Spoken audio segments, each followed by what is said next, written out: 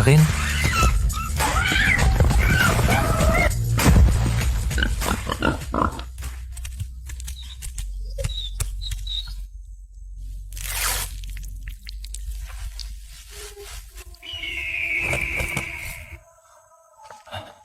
Buti na lang okay kayong lahat. Pero, yung mga mandril na yon, binabantayan ba nila ang lugar na ito? Wow. Kaya pala ang mga mandril, binabantayan ang malaking kayamanan na ito? Aba, kaya ang mga mandril na iyon ay nagbabantay ng malaking kayamanan?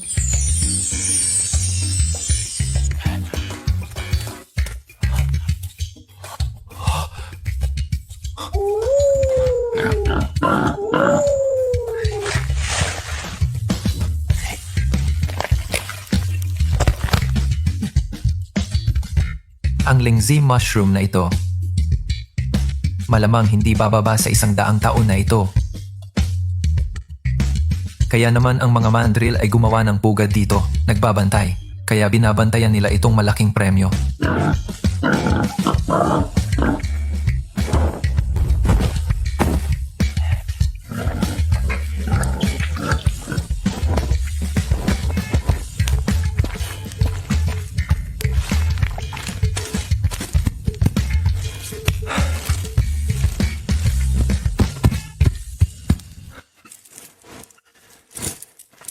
Oras na para bumaba. Hoy, Ginoo Sterling. Ako ito, Cole. Bata, ikaw pala. May iba ka bang magandang natagpuan? Ginoo Sterling, pumunta ako ng malalim sa bundok ngayon at may natagpuan ako. Magandang bagay?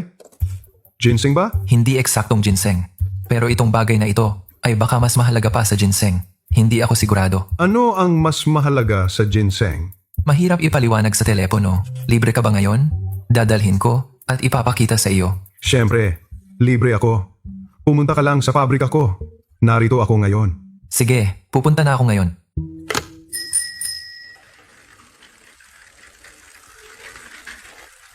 Cole, tingnan mo. Tapos na. Rehistro ng bahay? Kita mo?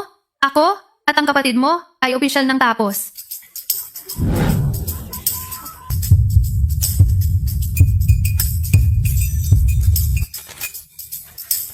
Uuwi muna ako at magluluto. Umuwi ka rin ng maaga. Hindi ka nahipag ko.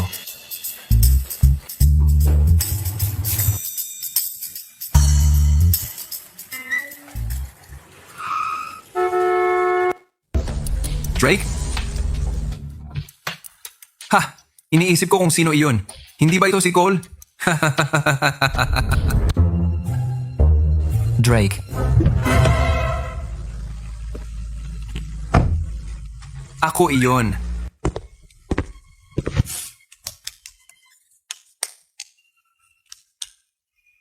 Cole o Cole.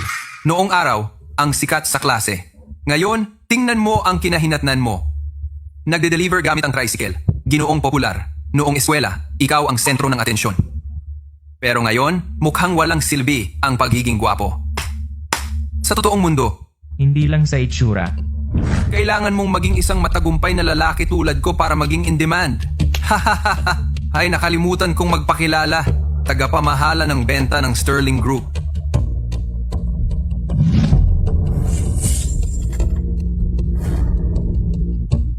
Anong ginagawa mo rito? Hindi ka naman nagde-deliver, di ba? Anong laman yan? Patatas o repolyo? Nandito ako para makipag-usap sa inyong chairman. Negosyo? Sa chairman namin? Alam mo ba kung kanino itong pabrika? Ito ang pabrika ni Ginoo Sterling. At ngayon, andito mismo si Ginoo Sterling. Sabi niya, may darating na importanteng bisita. Inutusan niya kaming linisin ang entrance. Umalis ka na. Huwag kang makasagabal. Kapag dumating ang bisita ni Ginoo Sterling, makakaharang ka. Walang makakapagbayad niyan. ako ang bisitang inimbita ni Ginoo Sterling. Hindi mo ba alam? Ano? Anong sabi mo? Makikipagkita ka kay Ginoo Sterling?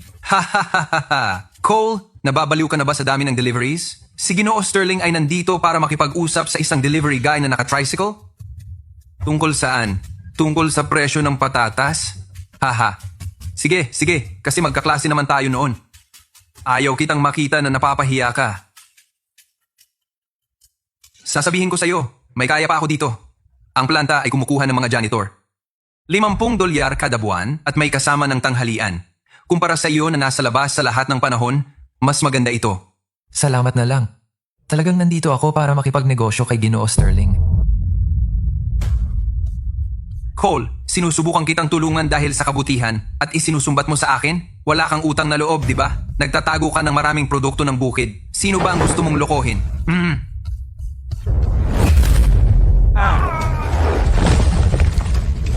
Wow, hindi ko na kontrolado ang lakas ko. Muntik ko nang makalimutan. May kapangyarihan na ako ng 3 hayop ngayon. Kailangan kong maging mas maingat mula ngayon. Cole, ikaw, naglakas loob ka bang saktan ako? Tulong! Seguridad. Hulihin niyo siya! Ang batang ito ay nagdudulot ng gulo sa pabrika at sinaktan niya ako! Ayokong saktan kayo. Talagang bisita ako ni Ginoo Sterling. Nagpapangga pa rin. Seguridad, hulihin niyo siya.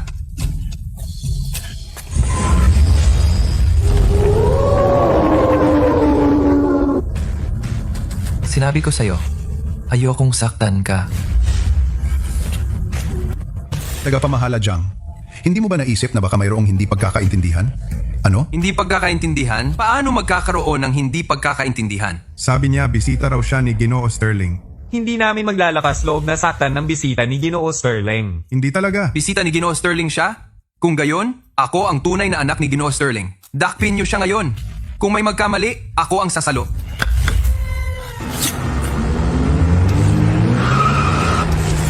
Anong nangyayari dito? Sino ang nagdudulot ng gulo sa pintuan ng pabrika? Ginoo Sterling, sakto ang dating mo. Hinarang ng lalaking ito ang gate ng pabrika gamit ang kanyang tricycle. Mabuti kong hiniling na umalis siya at sinaktan niya ako. Bata, nandito ka na sa wakas. Bata? Pare, Sa wakas nakarating ka. Pagod sa biyahe, Ginoo Sterling, medyo mabagal ang tricycle. huwag masyadong formal. Tawagin mo na lang akong Arthur. Sabi mo may nagkakagulo? Ginoo Sterling, siya. hinarang niya ang gate gamit ang tricycle niya. Akala ko, nandito siya para makipag-away. Ginoo Sterling, kaklase ko siya nung high school. Mabuti naman siya. Inalok pa niya akong trabaho bilang janitor. Medyo matigas lang ang ulo. Sabi ko nandito ako para pag-usapan ng negosyo. Iginiit niya na nandito ako para maghatid ng patatas at kinuha pa niya ang mga gamit ko. Nagbibiro lang ako. Gusto mo na ang aking pinagpipitagan ng panauhin ay magtrabaho bilang janitor at kinuha mo ang mga gamit niya? Ginoo Sterling, hindi pagkakaintindihan lang. Talaga, hindi pagkakaintindihan. Gusto ko siya tanggalin, epektibo ka agad. Ayusin ang kanyang sahod. Mula ngayon, sa lahat ng negosyo ko, bawal na siya habang buhay. Tuldok. Talaga, hindi pagkakaintindihan lang. Buti na lang hindi ko itinuloy. Muntik nang tamaan ang panauhin ni Ginoo Sterling. Tara, pumunta tayo sa opisina ko. Ginang Reed, kayo rin. Tingnan natin kung anong sorpresa ang dala ng bata ngayong araw.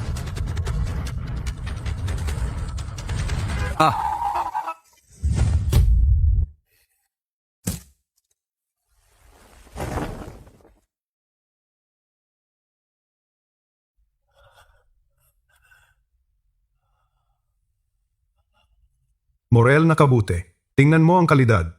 Ligaw, pinakamataas na grado. Halos imposibleng mahanap sa merkado. Black Gastrodia din. Maganda at pare-pareho. Wala kahit isang butas ng uod. Saan mo nahanap ito? Sa loob ng bundok. Haha. Maganda ito. Lahat maganda. Ang mga kabute na ito lang ay sapat na upang mabayaran ang $20,000 na utang mo sa akin. At marami pa. Bata, nabayaran na ang utang mo.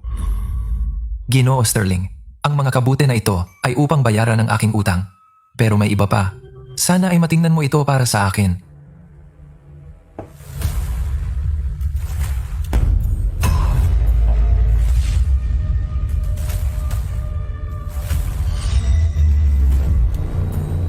Ito ba?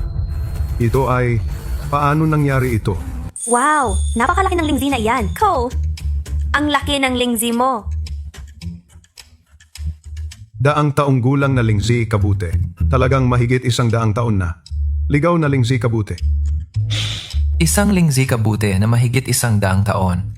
Parang kwento na isinasalaysay ng isang mananalaysay. Pero ngayon ay nasa mesa ni Ginoo Sterling. Inilabas ko ito mula sa bundok. Bata, ang lingzi kabuti na ito ay hindi ko kayang hawakan ng mag-isa. Isang ligaw na lingzi kabute na ganyan ang grado, kailangan ilagak sa isang subasta. Yun lang ang paraan para makuha ang tunay na halaga nito.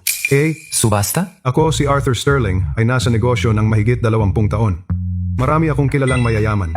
Kapag naikalat ko ang balita sa loob ng ilang araw, makakapag-ayos ako ng subasta. Ginoo Sterling, wala akong masyadong alam dito. Susunod ako sa iyo. Hindi ito tungkol sa pagsunod sa akin. Tungkol ito sa pagtutulungan natin. Ikaw ang magbibigay ng lingzi kabute. Ako ang magbibigay ng mga koneksyon. Tungkol naman sa komisyon, tatanggap lang ako ng 3% ng huling presyo ng benta. Ako ang mag-aayos ng lugar para sa subasta. Ang Grand Hotel ng Swerte sa ilalim ng Levan Group. Ang banquet hall sa pinakataas ay kayang tumanggap ng 200.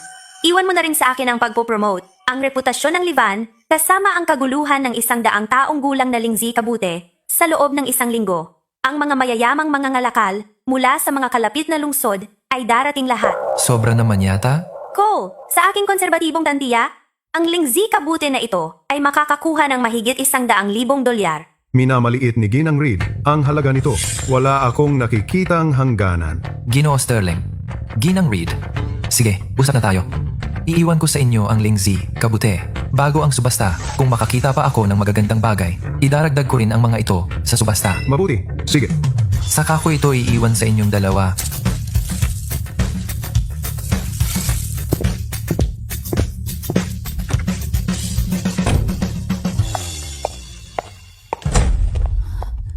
Cole, teka!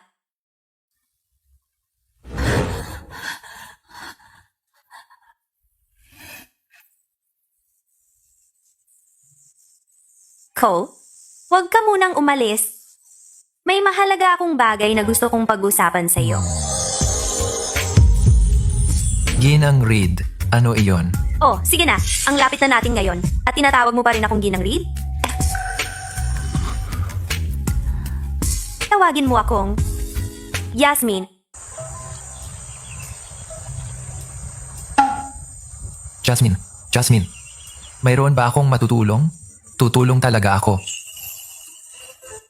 Wala naman masyado. Sa araw lang ng subasta, maraming malalaking pangalan ng dadalo. Bukod sa subasta, sila'y magdiriwang, makikipag-socialize, at gagawa ng negosyo. Para sa Levan Group, ito ay magandang oportunidad sa publisidad. Gusto ni Ginang Reed na, bago ang subasta, mangaso pa ng mga delikadesa ng bundok. Ang mga delikadesa ng bundok noong nakaraang pagkakataon ay naging paborito ng mga bisita. Mas malaki ang subasta na ito. Kung makakadagdag tayo ng ilan pang mga bihirang putahe ng laro sa handaan, lalong lalaki ang pangalan ng Levan, babayaran ka ng hiwalay, hindi ka magtatrabaho ng libre. Ginang Reed, noong nasa bundok, talagang tinulungan mo ako. Hindi pa kita na ipapasalamatan. Kaya ko ito, isipin mo na lang, nakabayaran ito sa iyo. Sumasang-ayon ka? Oh,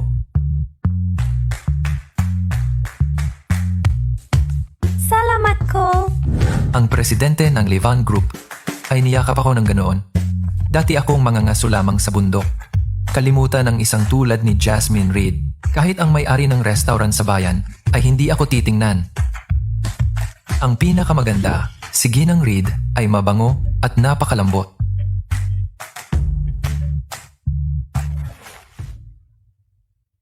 Ayos na. Sa pagitan ngayon at ng subasta, kahit anong mahuli mo, ipadala mo na lang diretso. Siya, uuwi na ako at maghahanda.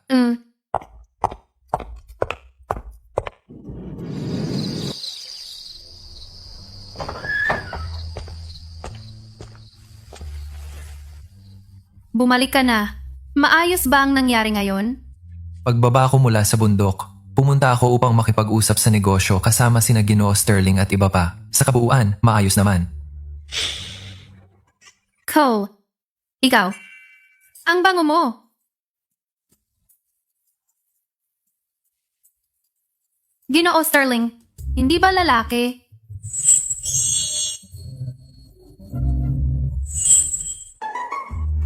Si Ginang Reed mula sa Levan Group ay naroon din. Baka dumikit lang sa akin. Aksidente? Medyo malaking aksidente iyan, di ba? Gaano kalapit ka ba para dumikit sa buhok mo? Hindi ka nagsiselos, di ba? Selos? Bakit ako magsiselos? Ako'y hipag mo. Hipag. Dati ka, alam ko, pero ngayon, natapos mo na ang lahat ng papeles, di ba?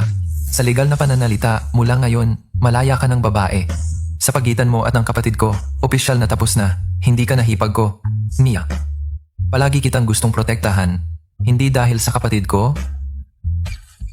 kundi dahil gusto ko. Ano ba ang sinasabi mo? Ano ang iisipin ng mga tao? Sino ang magsasalita? Legal naman ito. Gusto ko lang itanong, Mia, wala ka bang kahit kaunting damdamin para sa akin? Dahan-dahan lang.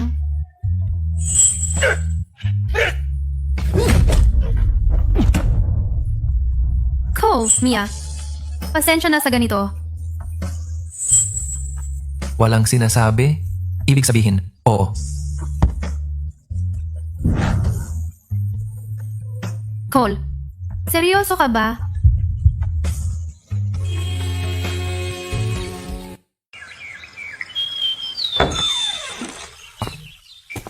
Kain na.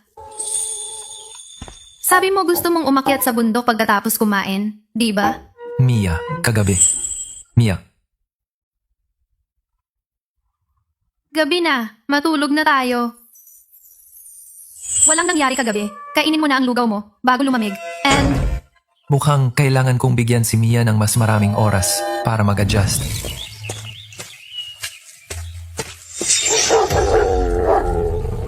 Ikaw si Colson, di ba? Ako yon. Ano yon? Siya yun. Ninakaw ng batang ito ang negosyo namin. Anong negosyo? Huwag kang magpanggap. Ang Livan Group dati ay aming pangmatagalang kliyente. Eksakto. Lahat ng kanilang supply, hindi ba tayo ang nagsasapanganib ng ating buhay sa bundok para makuha ang mga ito? Kaninang umaga, tinawagan tayo ni Ginang Reed. Sabi niya, hindi na siya makikipagtulungan sa atin. Sinasabi mo ba sa akin na hindi dahil bumili siya mula sa iyo kaya niya kami iniwan? Si Ginang Reed ay pwedeng bumili kung kanino niya gusto. Hindi ko ninakaw ang negosyo ninyo. Narinig mo yon? Sabi niya hindi raw. Sa pamamagitan lang ng pangit mong pana, wala ka pang maayos na asong pangaso. Paano ka nakaugnay sa Livan? Nagkaroon ka lang ng swerte, natisod sa malaking kita. Huwag mong isipin na dahil lang pinalad ka, ikaw ay isang tunay na mangangaso. Pag-akyat mag-isa sa bundok, baka kainin ka ng oso isang araw at walang makakaalam. Ang bundok ay para sa lahat. Negosyo ni Ginang Reed kung sino ang kanyang makikipagtulungan. Walang makakapigil sa akin.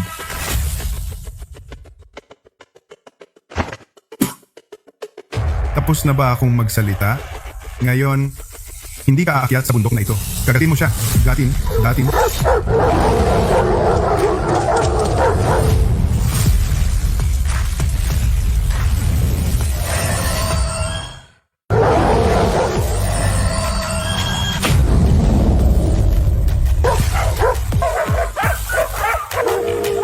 Anong ginagawa mo? Kagatin mo siya. Habulin mo siya. Sinabi ko sa'yo, ang bundok ay para sa lahat. Anong nangyayari? Kakaiba iyan. Kanina lang, parang may hayop na nakatitig sa akin. Isang tao? Paano niya mapapalitan ang buong pangkat natin ng mga ngaso? Mga guys, kunin niyo ang gamit niyo. Umakyat din tayo sa bundok. Logan, bakit aakyat sa bundok? Sa mga bundok, sino ang makakatagpo ng 3 tao?